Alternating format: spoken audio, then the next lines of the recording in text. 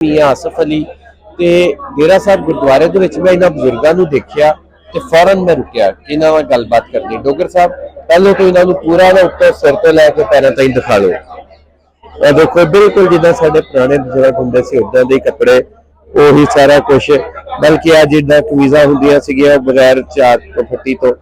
अच्छा तो इन्होंने सिर ते बन्नी हुई है एक पग अजरक वाली, ते ये दसो जी ये तुसीं कित्थों लई? ये जी मेरे दोस्त है राजस्थान के विच बिलाल खां, वो बहुत तगड़ा मतलब खरबपति आदमी है, सोल्डर किंग है। जो मैं जाना कोई फंक्शन होंदा ना उन्होंने मेरे दिले दिले ये ₹100 तोड़ा, और मैं एक लग रहा यार ₹10 तो है बहुत चंगा है जी। वो राजस्थान दा वा? राजस्थान सादा हरियाणा अपने इंडिया च। ते अच्छा उन्हां नूं ये किद्दां मिलदी है पग? उन्होंने जी बस जिम्मे साडा असीं सरदारां नूं एक सरपा भेंट करदे हां।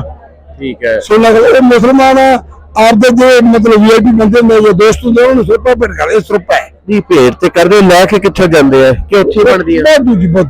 अच्छा राजस्थान च जैसलमेर की फलोदी नाचना हर जगह भी कदर मिलती है। अच्छा था मिलदी हाँ है। जी जी। इन्हू उत्थे की कहंदे आ? उन्होंने वैसे वो तो कहते ऐसा कहते हैं पटका, ऐसा पटका कहते हैं समझे कल वो साफा कहते हैं, इन्हू साफा कहंदे आ? साफा कहते हैं। हाँ जी। अच्छा ये उन्हां दा साफा वा? ये साफा है। लो जी एक नवी गल अज निकली आई कि अजरक जिहड़ी साडी इत्थे सिंध दी कल्चरल अलामत आ, साडे सिंधियां ने तो खैर इन्हू हज़ारां साल पुरानी करार देता, ते पता नहीं हुण मैं ते कहना होर 100 साल बाद उन्होंने कहना मोहनजोदड़ो चों निकली सी यही। पर यह है कि राजस्थान दे विच भी मौजूद है तो उत्थे इहनूं साफा किया जाता है, और आ देखो ते आम मिलदी है चलदी है। इन्हें इसलिए मैं कहना हुंदा कि जिहड़ा कल्चर आ, जिहड़ियां चीज़ां वा, जिहड़ा हिसाब किताब वा, ये हर थां च पाया जाता, हर इलाके का हुंदा वा, किसी नाल मखसूस नहीं हुंदा।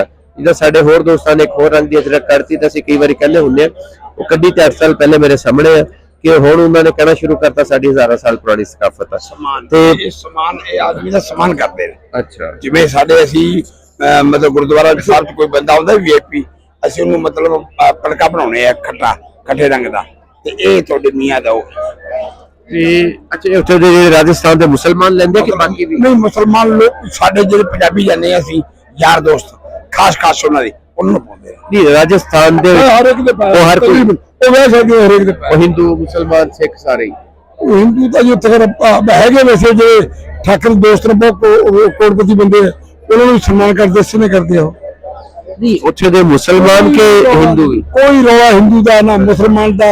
ਦੇਖੋ ਜੀ ਸਾਡੇ ਏਡੀ ਸ਼ਾਂਤੀ ਹੈ ਕਿ ਕਰੇ।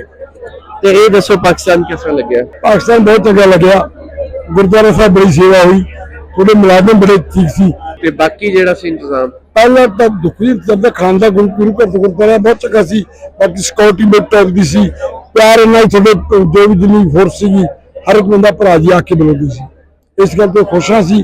ਪਰ ਤਾਂ ਕਿ ਕਿਉਂਕਿ 6700 ਬੰਦੇ ਦਾ ਵੀਜ਼ਾ ਲੱਗਿਆ, ਨਹੀਂ ਇਤਨੇ ਜ਼ਿਆਦਾ ਵੀਜ਼ਾ ਲੱਗਦੇ ਸੀ ਸਮਝੇ ਗੱਲ। ਸਾਡੇ ਨਰਿੰਦਰ ਮੋਦੀ ਨੇ 10,000 ਮੁਸਲਮਾਨ ਉੱਥੇ ਪ੍ਰਯਾਗਰਾਜ ਚ ਬੁਲਾਏ ਸੀਗੇ, ਤੇ ਇਹਨੇ ਬੜੀ ਮਾਨਤਾ ਕੀਤੀ ਸੀ।